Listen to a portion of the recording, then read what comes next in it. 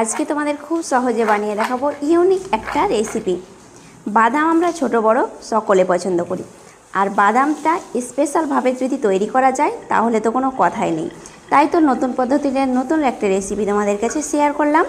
যে কোনো সুপার মলে গেলে এই রেসিপিটা তোমরা প্যাকেটের মধ্যে দেখতে পাবে, আর প্যাকেটের বেশি দাম দিয়ে না কিনে তোমরা বাড়িতেই তৈরি করে নিতে পারো এই মজার স্পেশাল বাদাম ভাজাটা।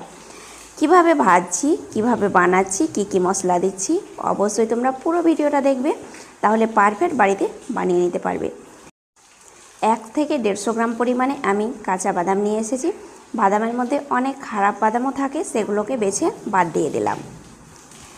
এবার সেই বাদামটাকে আমি তৈরি করে নিচ্ছি কিভাবে তোমরা দেখো। এখানে নিয়েছি 1.25 বাটি পরিমাণে বেসন।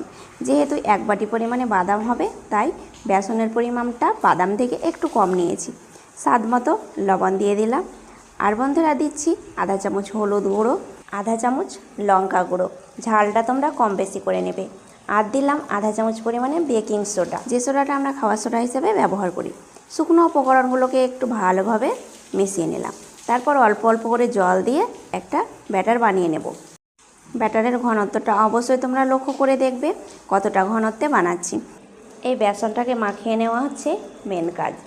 বেসনটা ঠিকঠাকভাবে মাখানো না হলে বাদামের গায়ে ভালোভাবে কোট হবে না, আর ভালোভাবে কোটিং না হলে ভাজার সময় খসে খসে যাবে। তাই ঘনত্বটা কতটা ঘনত্বে বানাচ্ছি অবশ্যই তোমরা দেখতে থাকবে। অল্প অল্প করে জল দিবে আর মাখাতে থাকবে, একসঙ্গে কিন্তু জল ঢেলে দেবে না, তাহলে পাতলা হয়ে যাবে। এবার দেখো বেসনের ঘনত্বটা এই রকম রাখবে। তারপরে দিয়ে দিচ্ছি বাদাম। সম্পূর্ণ বাদামটাকে আমি দিয়ে দিলাম। এবার ভালোভাবে কোট করে নেব। বাদাম আর বেসনটা সমান সমান রাখবে না, বাদামের পরিমাণ একটু বেশি থাকবে, বেসনটা অবশ্যই একটু কম নেবে। ভালোভাবে বাদামের গায়ে বেসনটাকে লাগিয়ে নিয়েছি। এবার আমি ঢাকা চাপা দিয়ে রেখে দেব 10 মিনিট মতো। এরই মাঝে স্পেশাল মশলাটা বানিয়ে নিচ্ছি। এখানে নিয়েছি বিট লবণ আধা চামচ পরিমাণে, আর দিয়ে দিচ্ছি আমচুর পাউডার আধা চামচ পরিমাণে। হাতের কাছে আমচুর পাউডার থাকলে দেবে, না থাকলে বাদ দিয়ে দেবে।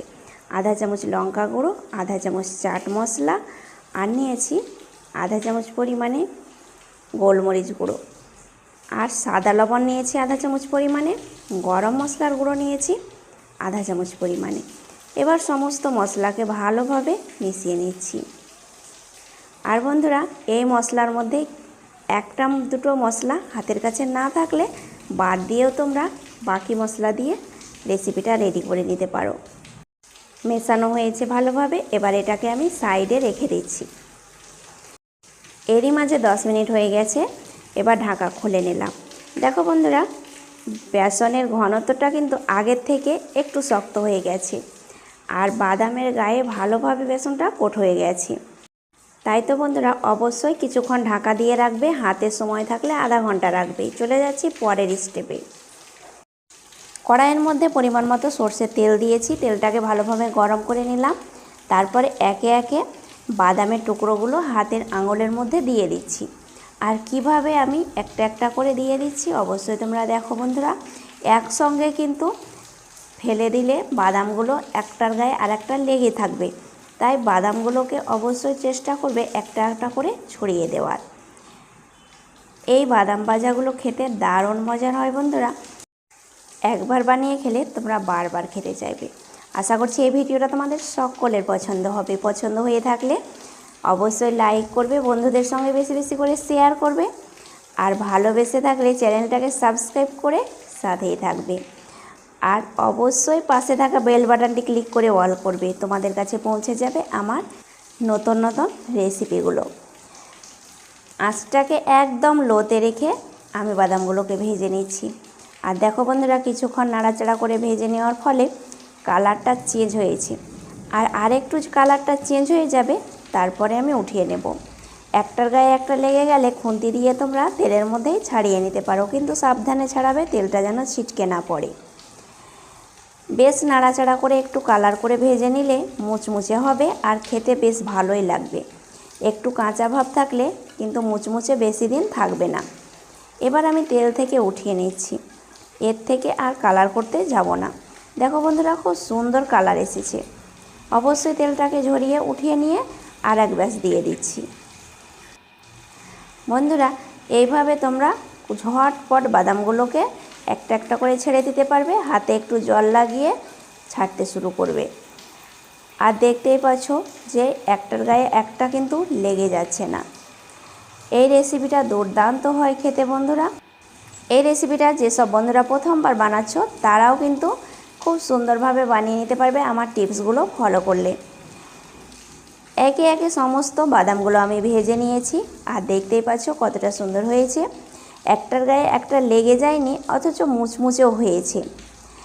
এই মুচমুচে বাদামের রেসিপিটা অবশ্যই বানিয়ে সকাল সন্ধ্যা চা কফির সঙ্গে খেতে পারো। আবার তোমরা বৈকালের আড্ডায় বন্ধুদের সঙ্গে এটা শেয়ার করতে পারো। এইভাবে বাদামের রেসিপিটা বানিয়ে দিলে বাচ্চারা আর প্যাকেটের কিনে খাবে না। আরও স্পেশাল করার জন্যে যে স্পেশাল মশলাটা রেডি করে রেখেছিলাম সেটা ছড়িয়ে দিচ্ছি। আর বন্ধুরা, এই মশলাটা অবশ্যই দেওয়ার চেষ্টা করবে। এই মশলাটা দিলে স্বাদটা দ্বিগুণ বেড়ে যায়। ভালোভাবে মশলাটাকে বাদামের গায়ে কোট করে নেব। তোমরা হাত দিয়ে বা চামচ দিয়ে যেটা দিয়ে মাখাবে, মাখানোটা যেন ভালো হয়, বাদামের গায়ে যেন মশলাটা লেগে থাকে। দেখো বন্ধুরা, কাছ থেকে দেখাচ্ছি যে কতটা সুন্দর হয়েছে। একদম বোঁদের মতো হয়েছে, ঝরঝরে। এই বাদামের রেসিপিটা কেউ মিস করবে না। অবশ্যই বাড়িতে একদিন হলেও ট্রাই করে দেখবে। 100% বলছি তোমাদের ভালো লাগবে। আজ তাহলে এই পর্যন্তই। আবার আসছি নতুন রেসিপি নিয়ে। এতটা সময় ধরে আমার এই ভিডিওটা দেখার জন্যে তোমাদের অনেক অনেক ধন্যবাদ।